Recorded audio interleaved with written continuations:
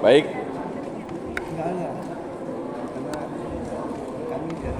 Baik, masih semangat ya? Halo? Hai? Berarti masih semangat, tapi masih kurang. Ini banyak yang keluar atau bagaimana nih? Ya, yang ke WC tidak masalah ya, karena WC terbatas. Tetapi yang di sini harus semangat. Dan juga yang menyaksikan secara online ya, baik di YouTube maupun di Zoom. Mari bertambah ya, karena materinya penting. Dasar-dasar kita dalam menafsir kitab suci dan juga memahami bulan kitab suci nasional bagi Gereja Katolik Indonesia itu sangat penting. Baik, sesi kedua ini adalah Allah sumber keadilan.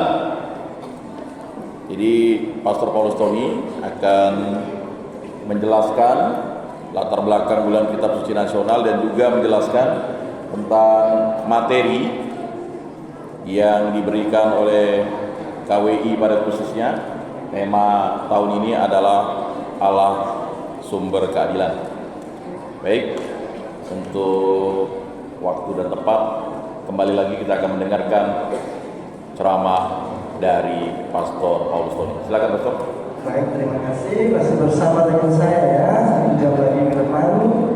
Kita masuk sekarang dalam sesi kedua, Allah sumber keadilan, tema PKSN kita. Nah, sebelum masuk ke situ, saya tidak tahu persis latar belakang. Saya pernah baca tapi saya lupa tentang mengapa ditentukan bulan September dan 1 bulan. Saya pernah baca sekian tahun tapi saya lupa untuk di mana persis ceritanya. Karena bulan kitab suci nasional kita ini berbeda dengan hari atau minggu kitab suci gereja universal. Kalau gereja universal mempunyai minggu kitab sucinya itu bulan Januari kalau tidak salah. Jadi 1 hari itu saja. Sementara kita membuat dalam 1 bulan. Jadi tidak ada kebijakan gereja setempat. Jadi kebijakan KWI kita yang membuat seluruh perjalanan kita itu dalam 1 bulan penuh, sehingga orang mempunyai banyak waktu untuk mengolah kitab suci itu untuk dirinya, untuk kelompoknya, untuk gerejanya. Tapi saya tidak bisa menerangkan dengan persis, nanti saya salah menerangkan, saya salah katakan. Nanti saya coba lihat dulu latar belakangnya mengapa gereja KWI menentukan September menjadi bulan kitab suci nasional kita. Oke? Jadi bagus saya katakan tidak tahu daripada sok tahu kan. Saya pun serba tahu segala-galanya. Ini adalah kebijakan dari tim, pertama-tama dulu tim LBI, Lembaga Pendidikan Indonesia. Ini tim yang kedua dan punya suci. Kami punya jadi anggota LBI sekarang. Tapi dulu dimulai oleh OFM, kelompok-kelompok Grunden dulu, dan yang Pastor Grunden dulu OFM yang ada kitab suci, kemudian dia punya passion, punya minat dan mulai bekerja dalam dunia kitab suci, dan kemudian kami menjadikannya resmi sebagai suatu organisasi yang di bawah kami. Sekarang tetap ditangani oleh OFM, tapi tentu dibantu banyak oleh tahniah kitab suci seluruh Indonesia. Oke, nah sekarang kita lihat tema tahun ini. Ini sebenarnya lanjutan dari tema-tema sebelumnya. Ini tahun ketiga membahas tentang nabi-nabi kecil. 2 tahun lalu kita bicara tentang nabi kecil 2 orang, yakni Amos dan Hosea. Lalu tahun lalu siapa? Masih ingat? Yunus dan Mika. Yoel.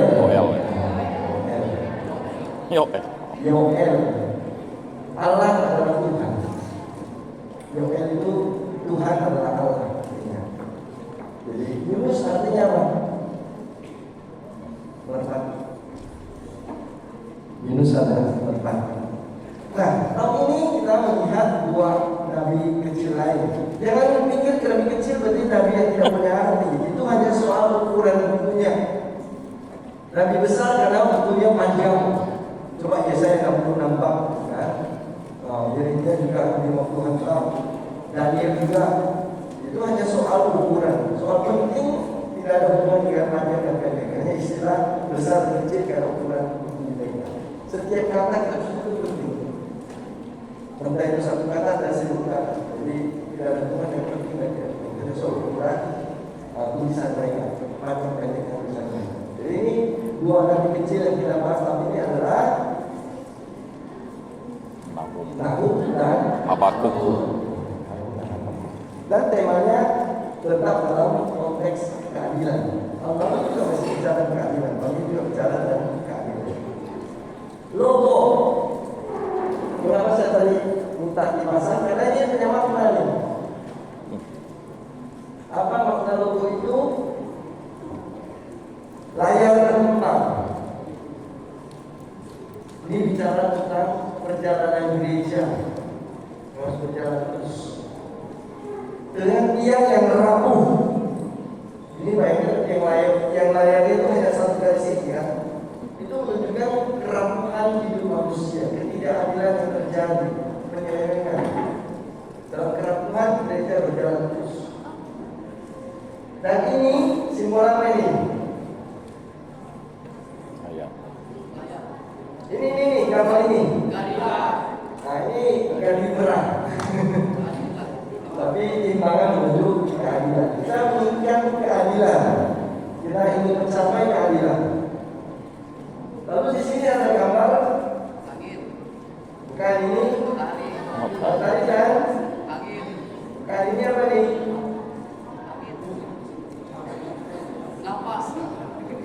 Ini awan. Awan. Angin. Jadi ini adalah simbol dari Allah. Allah adalah terang kita. Sekaligus mendorong gereja berlayar dengan anginnya menuju ke tujuan keadilan. Nah ini namanya Nahum dan Habakuk adalah dua nabi yang menjadi inspirasi BKSN tahun ini. Lalu gambar hijau menampakkan apa? Dominan hijau kan? Itu menampakkan apa?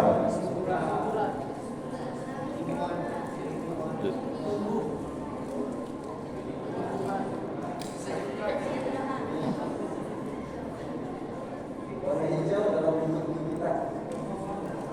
Masa biasa. Syukur. Masa biasa. Ya masa biasa itu masa apa? Kira-kira perjalanan politik warna-warna liturgi hijau, ungu, putih atau kuning, krem dan merah. Pink itu harapan.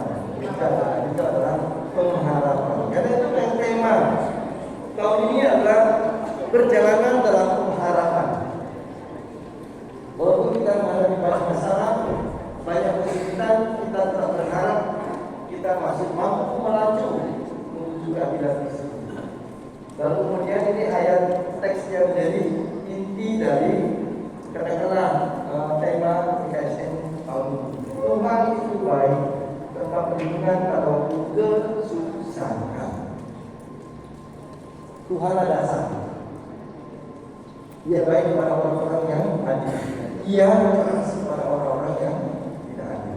Dari semua orang yang mempunyai masalah, mempunyai persoalan, yang merasa dirinya terganggu atau terhalang untuk hidupnya, boleh berharap kepada Tuhan.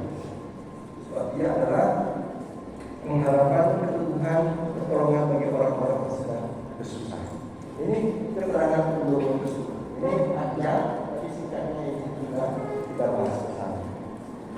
Latar belakang PKSN kembali dalam situasi dunia dan situasi negara kita. Tidak gampang hidup sekarang. Dunia resesi, banyak PHK, lapangan kerja masih sedikit, ekonomi agak panik. Sama juga di tempat kita.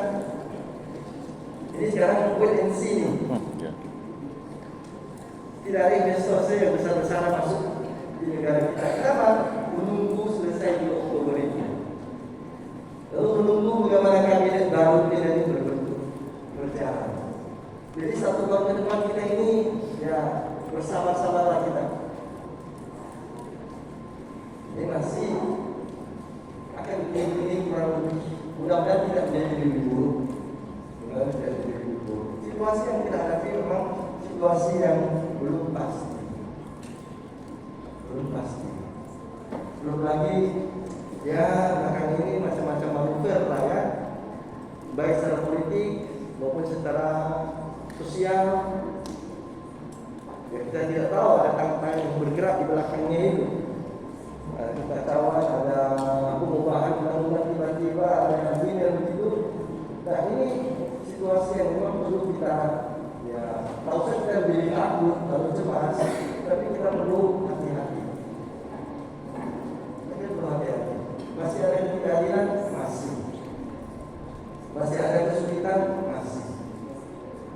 Tapi jangan tinggal di sana, jangan tinggal di sana. Masih ada intoleransi, masih. Walaupun tidak seluruhnya. Ya Paus sama yang kemarin menguji Indonesia kan bagus katanya. Ya keseluruhan memang benar bagus keseluruhan. Tapi ya tetap masih ada beberapa daerah yang kita tahu kesulitan bagi pendirian gereja atau rumah ibadah atau sedang ibadah diganggu macam-macam. Ya, jadi masih ada itu harus kita akui di tempat kita ini. Ini latar belakang kondisi global dan kondisi di dalam negeri kita. Nah,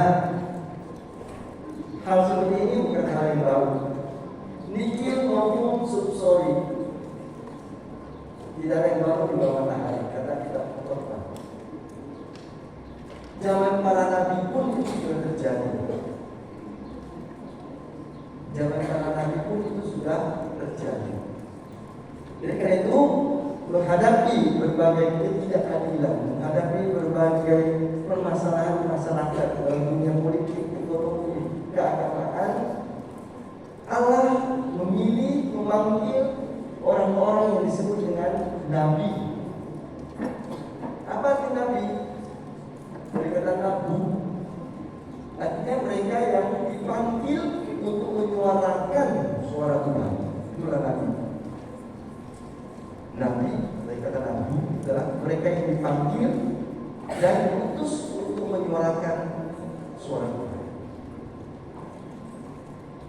Jadi apa yang kita hadapi sekarang itu sudah terjadi sekian ribu tahun yang lalu juga. Masyarakat di kerajaan utara, masyarakat di kerajaan selatan. Kan kita tahu bahwa setelah Salomo, kerajaan Israel pecah menjadi dua kan, utara dan selatan. Dan kedua kerajaan ini juga mempunyai masalah di antara mereka sendiri.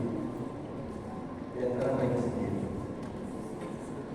Masalah politik, masalah iman, masalah sosial, dan karena itu ketidakadilan, penyelewengan iman, kemurtadan,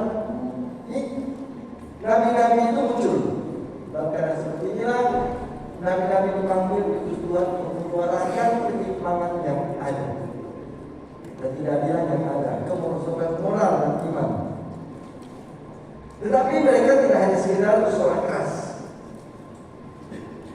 Para nabi selain menyuarakan tanda petik pesan Tuhan, mereka selalu membagikan pengharapan dalam diri umat bahwa kita kalau bertobat, bahwa kita mampu bertahan melewati persoalan ini, kita akan menang, kita akan jaya.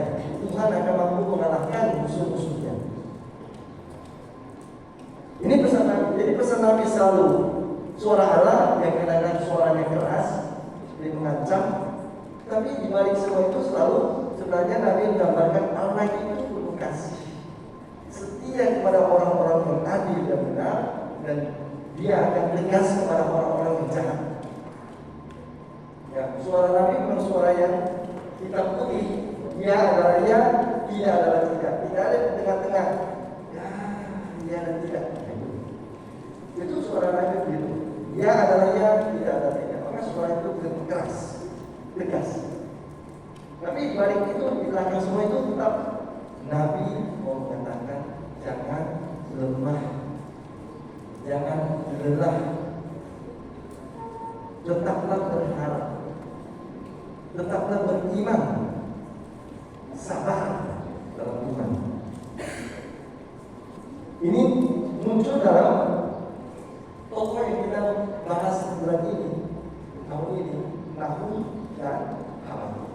Jadi saya ambil beberapa berikut saja, tidak semua, yang menunjukkan bagaimana pesan tentang Allah itu bagaimana dan apa harapannya pada orang-orang Israel dan juga tentu pada kita semua yang membaca teks tersebut dalam situasi kita sekarang. Jadi Nabi adalah manusia-manusia beriman yang mengajak orang berpikir melihat situasi yang nyata, baik buruk yang ada, lalu kemudian bertanya pada diri sendiri juga, saya mencela si Anu, saya mencela si Anu, tapi apakah saya melihat diri saya sendiri juga? Kalau saya menunjuk orang lain dengan satu jari, yang lupa loh, 3 jari menunjuk saya sendiri. Nah itu Nabi juga begitu. Jadi selain dia menyuarakan tanda petik suara dari Allah, hukuman bencana dari Allah kepada orang-orang jahat, tetapi dia juga mengajak orang-orang Israel melihat diri kita masing-masing. Kalau tidak adil, apakah juga saya tidak adil di dalamnya? Kalau tidak jujur, apakah juga saya tidak jujur di dalamnya? Kalau mereka mengambil jalan instan, apakah juga saya tidak mengambil jalan instan di belakangnya? Jadi selalu juga mengajak orang berpikir berefleksi terhadap dirinya sendiri. Dia tidak hanya mengecam raja, mengecam pemuka agama, mengecam orang-orang berkaya, tapi juga mengajak, hei orang Israel, engkau juga merupakan Tuhan. Engkau juga bertindak adil. Setelah engkau berdoa, engkau juga memeras orang lain. Nah ini itu fungsi dari Nabi, bahwa kita melihat kita masing-masing. Apa yang kita katakan pada orang lain, coba refleksikan pada diri kita sendiri. Nah sekarang kita lihat Nahum dan Habakuk. Kedua nabi ini adalah orang-orang yang dipanggil untuk mencoba menjawab, menawarkan harapan jalan keluar bagi orang-orang Israel yang sedang hidup dalam persoalan ketidakadilan, persoalan kemurtatan, persoalan peninggalan iman mereka kepada Tuhan, tetapi mereka tidak menawarkan jawaban instan ya. Mereka tidak memberikan langsung solusi just right, tapi lebih mengajak orang berefleksi. Itulah Nahum dan Habakuk. Nahum berpusat pada kenyataan kerajaan Niniwe. Dia pakai contoh kerajaan Niniwe. Itu kerajaan utara yang besar, kerajaan Asyur yang berkuasa. Tetapi Allah lebih berkuasa dari kerajaan Niniwe. Itu nanti ditekankan oleh Nahum. Walaupun itu musuh kita yang kuat, Allah lebih kuat dari mereka. Allah akan menghukum orang-orang Niniwe, tetapi dia akan berkasih kepada orang-orang yang lemah dan yang tertindas. Ini Nahum. Habakuk ini juga, tapi yang dijadikan contoh bukan orang-orang Niniwe, tapi dia jadikan contoh orang Edom. Orang Edom itu keturunan dari siapa? Kalau kita belajar dulu, pernah belajar perjanjian lama, sejarah perjanjian lama, Edom itu keturunan dari Esau. Siapa Esau? Abang Yakub. Abang dari Yakub. Abang kembar. Jadi Esau dan Yakub itu saudara kembar. Kita dengan cerita tentang itu. Nah, Edom tidak suka dengan Israel karena ada cerita di belakangnya. Dan Allah juga akan bekerja membela orang Israel terhadap tekanan dari kerajaan atau bangsa itu. Ini di situ dikatakan bahwa hendaklah orang Israel percaya kepada Tuhan karena Allah itu bersikap adil dan orang Israel harus tegas memilih hidup yang benar sebab mereka itu dikasihi oleh Allah dan harus hidup dengan kerendahan hati dan pengharapan. Ini singkatnya. Nanti kita lihat dalam contoh teks Habakuk sendiri. Nah sekarang kita mulai dengan 6. Kita mulai dengan 6. Saya ringkaskan ya, jadi saya tidak membahas semua perikop di Nahum, tetapi saya ringkaskan 2 pertemuan Nahum dalam 1